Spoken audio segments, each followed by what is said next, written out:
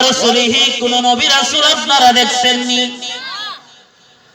واليوم الآخر والقدر خيره وشره من الله تعالى والبعث بعد الموت আমরা যেই সাতটা ঈমানের শাখার উপর যে ঈমান আনছি ওইগুলা আমরা দুনিয়াতে চোখে কেউ দেখছিনি ওই গায়েব যারা আমার আল্লাহ পাক বুঝাইছেন নবী গো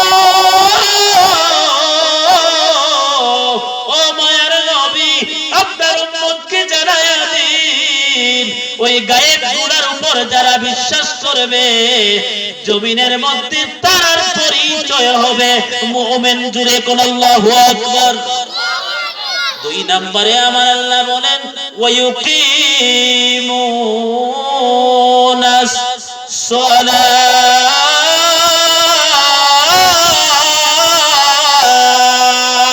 আল্লাহু আকবার। আরো জোরে আল্লাহু আকবার। আমার আল্লাহ বলেন ও মায়ার নবী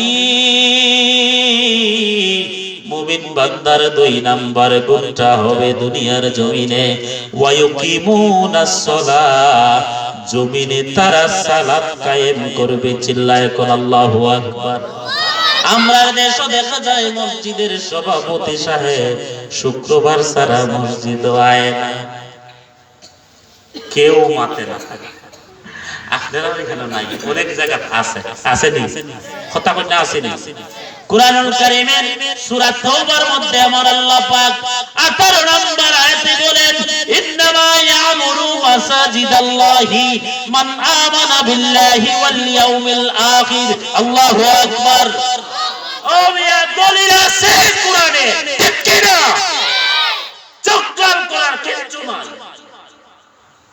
চোখলাল করবে ইমামের দিকে কোরআনে দলিল আছে না? আপনারা কে বলছে মসজিদের দায়িত্ব নিতেন? কিয়ামত পর্যন্ত যদি কেউ সভাপতি না হয় আমার আল্লাহ কেউ জিগাইবনি কেরে হইলে না, কিন্তু হইলে পরে জিজ্ঞাসাবাদ আছে না নাই? আমার আল্লাহ বলেন ইন্নামা ইয়ামুরু মাসাজিদাল্লাহ নিশ্চয় নিশ্চয় নবী গো জমিনে যারা আমি আল্লাহর ঘরের খাদিম হবে, আমি আল্লাহর ঘর পরিচালনার দায়িত্ব যারা নিবে ও নবী তাদের কিছু গুণ লাগবে অবশ্যই।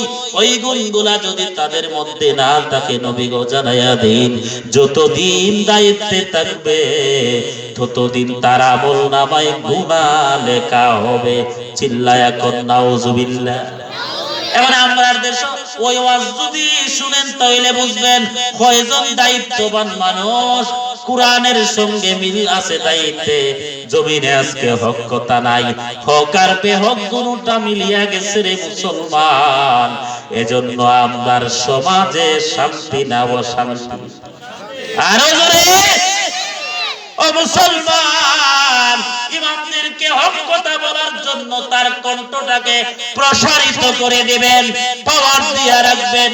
ইমামের কোরআনের বক্তব্য যদি আপনার বাস্তব জীবনের সঙ্গে সাংঘর্ষিক হইয়া যায় মনে মনে চিন্তা করবেন, রাতে বিছানায় যাইয়া ঘুমানোর আগে ভাববেন আল্লাহ ইমাম কোরআন থেকে বয়ান দিছে, আমার চরিত্রে ভয়ান লাগছে।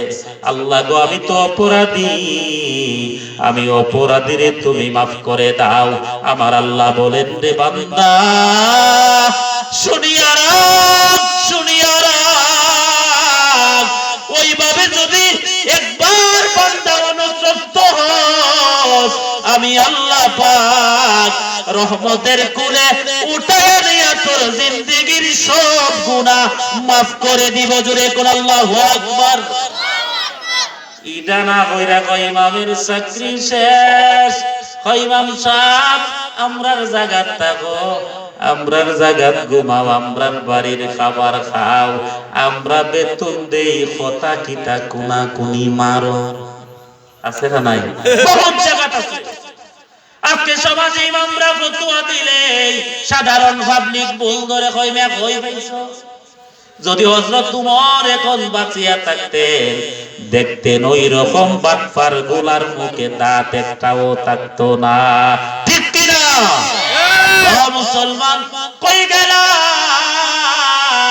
খলিফাতুল মুসলিমিন ওমরে যদি দেখতো শয়তান 40 দিন পর্যন্ত ওই রাস্তায় যাইতো আল্লাহু আকবার।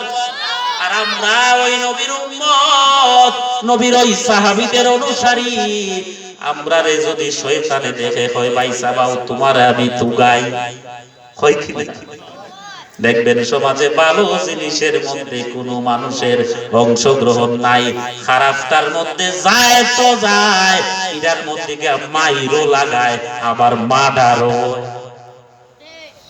কেউ হইছে রে কথা কইনা হইছে রে, খারাপটার মধ্যে যায় তো যায়, আবার ইদারে লয়া মারামারিও করে, মানুষ মরে, সম্পদ নষ্ট হয়, টাকা পয়সাও নষ্ট হয়, পত্রিকার হেডলাইন থাকে অমুক জায়গায় মেলা, মেলারে উপলক্ষ কইরা মারামারি, মারামারিতে হত্যা, হত্যাতে ভাঙচুর, ভাঙচুরে মামলা। আমরা আবার সমাজে মুসলমান, ওই মুসলমানের লজ্জা হওয়ার দরকার, ঠিক কি না? লজ্জা হওয়ার দরকার। কয় জায়গায় শুনছেন মিয়া যে মসজিদ ও মুসল্লি কম ওই দিকে এলাকাত মারামারি হইছে, উনজন নিরকম কথা কয় না। এটা লইয়া যদি হইতো তাহলে তো মনটারে বোঝানি যেত, বলে হায় রে নামাজ মুসল্লি যায় না দিকে এরা বেড়াই হিডাহিডি করছে, অন্তত মরলে পরে আমরা ওইটার কাম শহীদ, আল্লাহ নামাজ নিয়ে হিডাহিডি কইরা শহীদ অমুক মারা গেছে, আল্লাহ তুমি জান্নাত দিবে, কত তো অন্তত হইতে হবে। তুমি কিতা লইয়া মারামারি করছো করে মরছো? শয়তানে হয় বাবা রে আমি কোন দায়িত্ব লই আইছি, আমার থেকে কর্জা হইরা যে দায়িত্ব এরা নিছে, আমি আর এখন খাম করন লাগতো না, আমি এখন রেস্টে আছি। নাউজুবিল্লাহ। রাগ করতেছেন বাবা? বাস্তবতার সাথে মিল আছে না নাই? ও মুসলমান, আমার আল্লাহ বলছেন ওয়ায়ুকিমুনাস সালাহ, ও মায়ের নবী মুত্তাকিনের 2 নম্বরে গুণ হবে না, এই সমাজের মধ্যে সে নামাজ প্রতিষ্ঠা করবে, নিজে পড়বে, আরেকজনকে পড়াইবে, মানুষ নামাজ পড়ার জন্য মানুষদেরকে পরিবেশ করে দিবে। জোরে কোন আল্লাহু আকবার। 3 নম্বরে গুণ ওই আয়াতে আমার আল্লাহ বলেন ওয়া মিম্মা রাযাকনাহুম ইউনফিকুন। আল্লাহু আকবার, নারায়ে তাকবীর, নারায়ে রিসালাত, আহলে সুন্নাত ওয়াল জামাত, হযরত মাওলানা আবু তৈয়ব মুজাহিদি সাহেবের আগমন পান্ডাইল গ্রামের পক্ষ থেকে আমরা সকলে বলি মারহাবা। আমার অত্যন্ত শ্রদ্ধাভাজন ব্যক্তিত্ব তিনি, হুজুর আসছেন, আমি আর আলোচনা লম্বা করতে চাই না। ও মুসলমান, 1 মিনিট শেষ করে দেই, হুজুর দেখতে বসে, হুজুর অনুমতি দিয়েছেন। ও মুসলমান, আমার আল্লাহ বলেন ওয়া মিম্মা রাযাকনাহুম ইউনফিকুন। ও মায়ার নবী, মুত্তাকিন কারা হবে? তাদের 3 নম্বর একটা গুণ হবে, আমি আল্লাহ তার রিজিক হিসেবে যা দিছি শুধু নিজে একা খাইবে না, অন্য মানুষেও দিবে। জুড়ে কোন আল্লাহু আকবার। এটার বহিঃপ্রকাশ বের হইব সামনে রমজানে, আর একটা আছে আজকে, ঠিক না বেটি? যদি বুঝে থাকেন বলেন, এই হালিমা চৌধুরী সুন্নিয়া ফিজিয়া মাদ্রাসার ছাত্র যারা আজকে পাগড়ি পাইলে এরা খাবার খাইছে কোন জায়গা? আপনার গ্রামে খাইছে না? কন্যা আপনারা কথা ওদের লজিং না বলে, লজিং যদি হয় ফান্ডাইলের মানুষ তারা খাওয়াইছো নি, কথা কন্যা।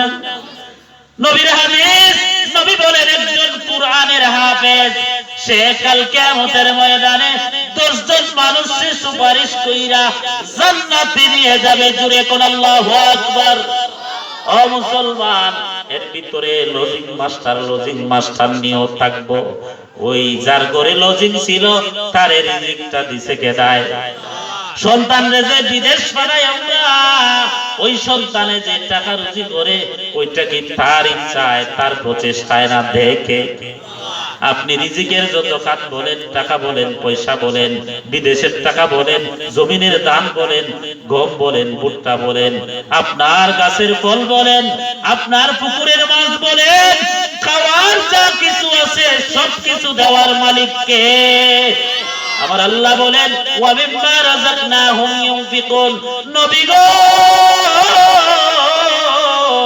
ও মায়ের নবী, সহজে মুত্তাকিন কারা বই জানিবা, যারা গায়েবের উপর বিশ্বাস রাখে, সালাত নিজেও পড়ে অন্যকেও পড়ায়, আমি আল্লাহর দেওয়া রিজিক থেকে যারা আমি আল্লাহর রাস্তায় দান খয়রাত করে, ও মায়ের নবী, তারা হলো জমিনের মধ্যে মুত্তাকিন। জুড়ে কোন আল্লাহু আকবার।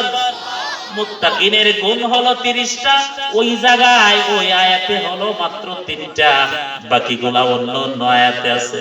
কোনদিন যদি দেখা হয় বলবো, যদি বুঝে থাকেন বলেন ওই 3টা গুণ আপনার মাঝে আনার দরকার আছে না নাই? যদি 3টা গুণ আনেন রে মানুষ, তাহলে আপনি মুত্তাকিন হলেন। আর আমার আল্লাহ বলেন মুত্তাকিনের জন্য কোরআনটা হলো পথ প্রদর্শক, সংবিধান। কোরআন অনুযায়ী জীবন, কোরআনকে সংবিধান বানায়া পরিচালনা করার দরকার আছে না নাই? আল্লাহ পাক যাতে আমাদেরকে কোরআন অনুযায়ী, কোরআনকে সংবিধান বানায়া নূর নবীর শ্রেষ্ঠ উম্মত হইয়া এই জমিন থেকে বিদায় হওয়ার তৌফিক দান করে। আমরা সকলে বলি আল্লাহুম্মা আমিন। আমার অসমাপ্ত আলোচনা এখানে আমি সমাপ্ত করলাম। আমার খোদাবার্তায় যদি কষ্ট পেয়ে থাকে, আল্লাহর ওয়াস্তে ক্ষমা সুন্দর দৃষ্টিতে দেখবেন। আমার জন্য আপনারা দোয়া করবেন। আসসালামু আলাইকুম ওয়া রাহমাতুল্লাহি ওয়া বারাকাতুহু। আলহামদুলিল্লাহ, অত্যন্ত গুরুত্বপূর্ণ আলোচনা করেছেন মায়াবী কণ্ঠে হযরত মাওলানা হাফেজ জুবাইর আহমদ সাহেব। হুজুরকে মাহফিলের পক্ষ থেকে মোবারকবাদ। আমরা সকলে দেখতে পাচ্ছি যে আমাদের মঞ্চে উপস্থিত হয়েছে আমাদের বিশেষ অতিথি, সকলে জবান খুলে